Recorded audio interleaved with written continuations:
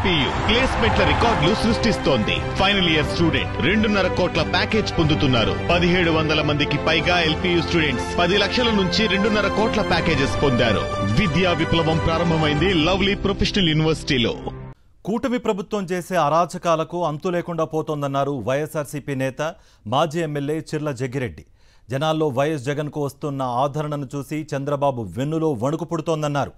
YS Jagan ఎక్కడికి వెళ్లినా అశేష జనవాహిని వెళుతూ ఉండడాన్ని జీర్ణించుకోలేకపోతున్నారని విమర్శించారు జగ్గిరెడ్డి. ఎల్లకాలం ఇదే ప్రభుత్వం అధికారంలో ఉండదని, ఏపీ ప్రజలు వైఎస్ జగన్ నాయకత్వాన్ని కోరుకుంటున్నారని స్పష్టం చేశారు.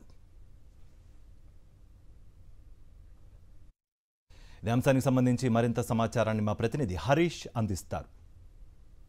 కూటమి పాలనలో రాష్ట్రంలో దయనీయమైన పరిస్థితులు చోటు చేసుకుంటే కేవలం ప్రతిపక్ష నాయకులను అరెస్ట్ చేయడమే లక్ష్యంగా ప్రస్తుతం ప్రభుత్వం వ్యవహరిస్తుంది. సార్ చెప్పండి, కనీసం మాజీ సీఎం పలకరింపుకి వెళ్ళినా సరే వెళ్ళనవట్లేదు, ఎక్కడ చూసినా సరే అరెస్టులు, ఎవరి మీద పడితే వాళ్ళ మీద కేసులు నమోదు చేస్తున్నారు.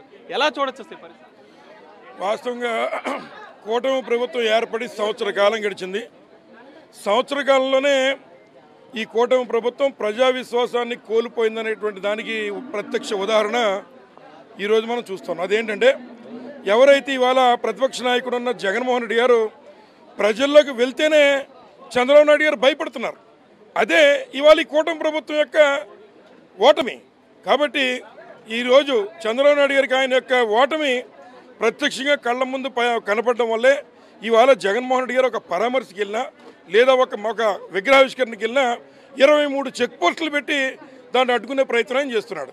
కానీ ఎవరైతే ప్రజలు ఉన్నారో వారే ఇవాళ జగన్మోహన్ రెడ్డి గారిని ఎన్ని ఇబ్బందులు పెట్టినా ఒక రక్షణ వలయంగా ఏర్పడి ఇవాళ ఏదైతే ఒక కార్యక్రమం పల్నాడులో పెట్టుకున్నారో దాన్ని ప్రజల యొక్క మద్దతుతో విజయవంతం చేసి రాబోయేటువంటి ఎలక్షన్లో గెలుపుని మరొకసారి ప్రజలు నిరూపించారని చెప్పి సందర్భంగా భావిస్తున్నాం. వైసీపీని పూర్తిగా తుడిచిపెట్టేయాలనేటటువంటి ఒకే ఒక్క లక్ష్యం తోటి వాళ్ళు పనిచేస్తున్నారు.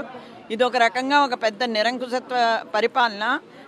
జగన్మోహన్ రెడ్డి గారు అంటే ఎప్పుడు చంద్రబాబుకి భయమే, చంద్రబాబు గుండెల్లో రైళ్లు పరిగెడతానే ఉంటాయి. అలా అని చెప్పి జగన్మోహన్ రెడ్డి గారు ఎప్పుడు ఒక వెనకడికి వేయరు. ఖచ్చితంగా ఆయన వెనకాల సుశిక్షితులైనటువంటి సైనికులు లాంటి కార్యకర్తలు, నాయకులు ఉన్నారు. ఖచ్చితంగా మళ్ళీ జగన్మోహన్ రెడ్డిని ముఖ్యమంత్రిని చేసుకునే వరకు ఎవ్వరూ నిద్రపోయేటటువంటి పరిస్థితి ఉండదు.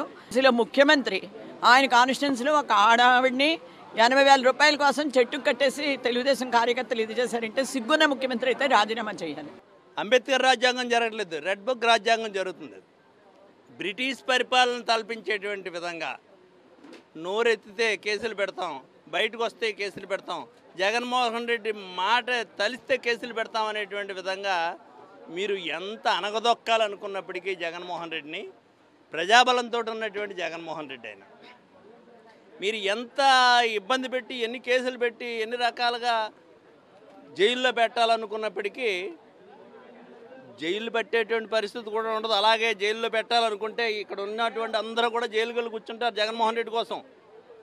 అందుకని మీ తప్పుడు విధానాలు మాని, మీకు అది మోసపూరితంగా వచ్చిందో అధికారం, లేకపోతే ప్రజలు మోసపోతే వచ్చింది అధికారం, దాన్ని సక్రమంగా వినియోగించుకోవడం కోసం చూస్తే ప్రజలు హర్షించే పరిస్థితి ఉంటుంది. ఏది ఏమైనా సరే మళ్ళీ వైఎస్ జగన్ ముఖ్యమంత్రిని చేసేదాకా ఏమాత్రం వెనకాడేది లేదనే విషయాన్ని స్పష్టం చేస్తున్నారు. పి గన్నవరం నుంచి విజయస్మతి హరీష్ ఫర్ సాక్షి.